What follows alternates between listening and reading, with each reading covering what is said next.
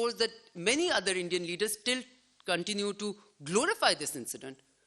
They want to identify with that incident rather than away from the incident. This shows the psyche which is currently going on. And I tell you, it's a dangerous one.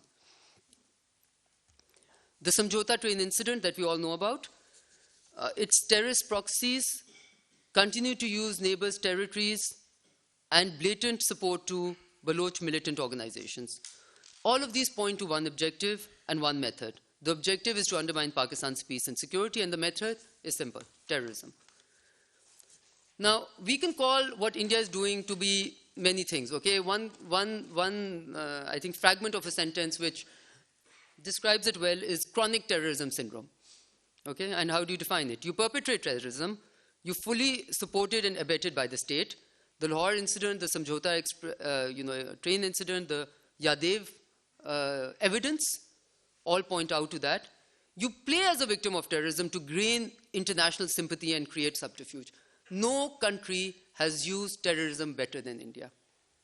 To play on the back of the attention of the world on terrorism and to play the victim, no country has benefited from it better than India. Portray yourself or itself as the champion of counterterrorism. And it's interesting because this continues to be a country which has made no contribution whatsoever to, has always played lip service, but had made no contribution to international counterterrorism in any way. If you compare Pakistan and India, you will find Pakistan always be in the forefront of counterterrorism, of ensuring that we are a player in the world to try and make sure that terrorism does not continue to haunt us. It also continues to divert international attention from its state-sponsored terrorism and human rights violations in the IIOJK. It blatantly violates international laws and regulations to continue terrorist activities and their support, facilitation, and financing.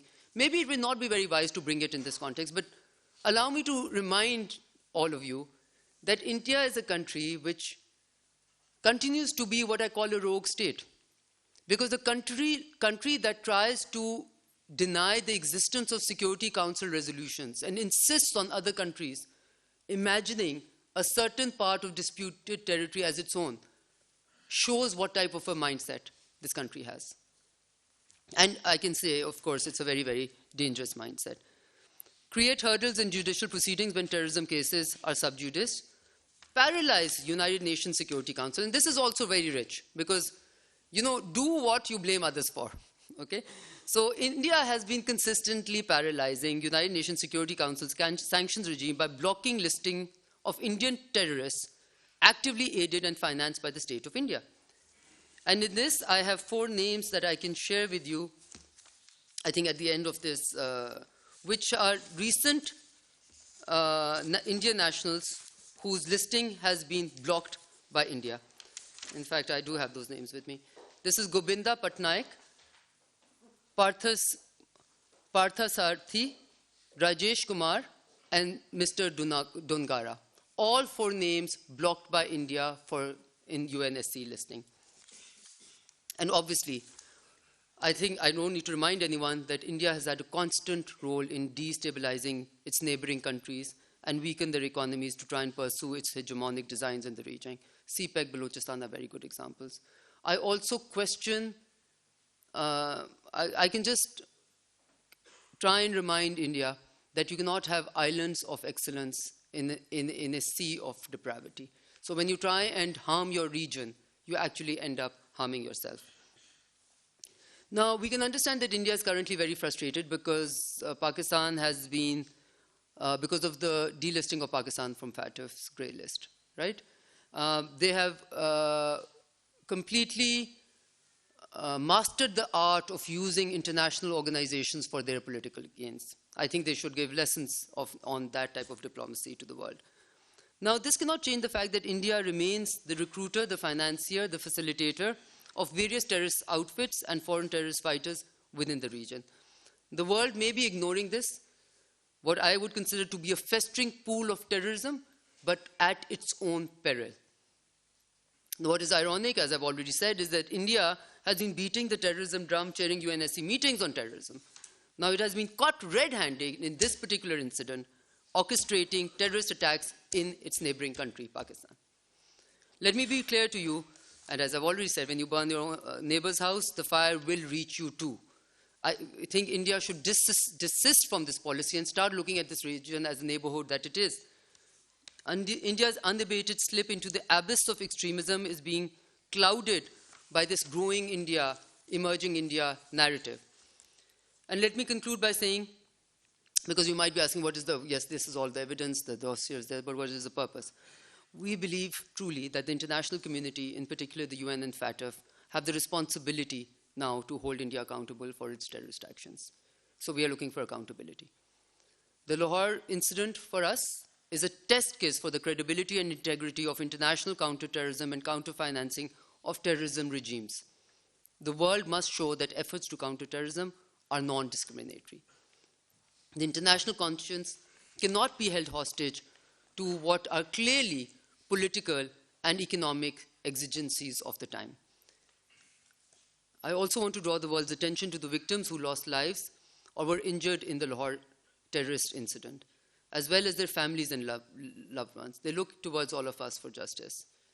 We have shared this dossier with the members of the United Nations Security Council. We are also sharing it with the UN Secretary General. We hope that they would look into this evidence and fulfill their responsibility. Pakistan, for its part, will remain fully committed to eradicate terrorism in all its form and manifestations. As far as this specific issue is concerned, I know you already know from the Interior Minister's briefing, but I will just repeat. Red warrants through Interpol have already been issued. Mutual legal assistance requests to countries whose territory has been used for this incident have been sought. And we are, as we already said, will be formally taking it up at the UN. We have shared the copies, are in the process of sharing the copies of the dossier with the Security Council members and the United Nations Security Secretary General. And our expectations of the world is that if this is allowed, because of India's growing, because of what we call the exigencies of political and economic interest, we will all have to pay the price for it. We will all have to pay the price for it. So with that. Yes, please.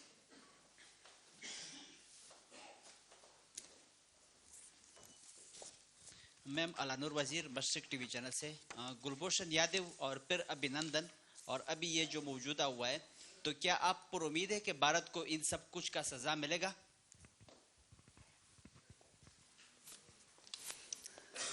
उम्मीद पे दुनिया कायम है, sorry. सो देखें, जो fact है वो ये है कि अगर कोई मुल्क एक दूसरे के ऊपर हम वो तो कह सकते हैं, एलिगेशंस लगाना आसान है, ये मुल्क ये करता है ये, अगर एक मुल्क का एक एजेंट पकड़ा जाए, फिर वो पूरी तरह कह भी दे कि वो किसके एजेंडे पे आया था, किसका एजेंट था, और वो हाजिर सर्विस हो और वो निकल जाए, और फिर भी दुनिया उसको तस्लीम ना करे या उसको question, so that would be ironic. So हाँ, हमें इस पे उम्मीद है कि ये जो इनका ट्रेल ऑफ एविडेंस आता जा रहा है, मैंने बल्कि आपसे नाम नहीं लिया ना, आपने अब ये मौका दिया तो मैं इसका बताना चाहूँगी कि पिछले 3 सालों में 211 individuals of law enforcement agencies have been attacked through Iran-sponsored attacks. There have been 1,213 attacks in Pakistan in the last 3 years where we have evidence that they were Iran-sponsored. Now, if I take you to the list of the last, आप कह रहे हैं ना कि उम्मीद है, उम्मीद इसी चीज़ पे हो सकती है ना कि दुनिया को नज़र आ जाए, सामने आ जाए कि कितना ज़्यादा उनकी तरफ से ये होता जा रहा है. Now, attack on PC Hotel Gwadar, 11th May 2019. Attack on Chinese consulate Karachi, November 2018. Attack on oil exploration company at Gwadar, October 15th, 2020. Suicidal attack at Gwadar, 20th August 2021. Suicidal attack on FC camp at Panjgor Noshki, February 2022. Indian disinformation campaign we all know about. So really, my question is, how much is too much? And is this not too much? And how would we allow a country to drum the terror, to use the terrorism drum on a platform like the Security Council? And how do we deny, then questions are asked about the credibility of these institutions, of course. So I think this is clearly a very serious matter, and real questions need to be asked. Yes, ma'am.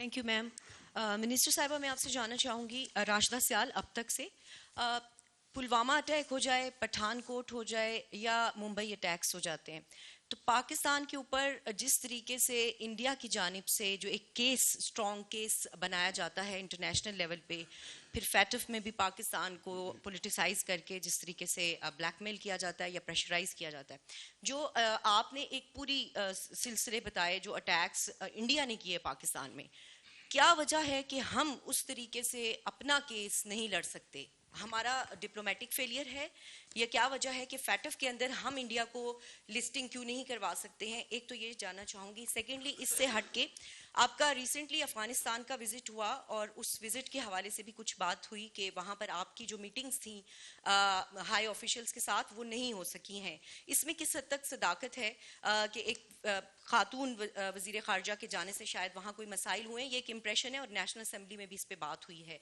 तो इस पर आपका मौक़िफ़ जानना चाहूँगी शुक्रिया Okay.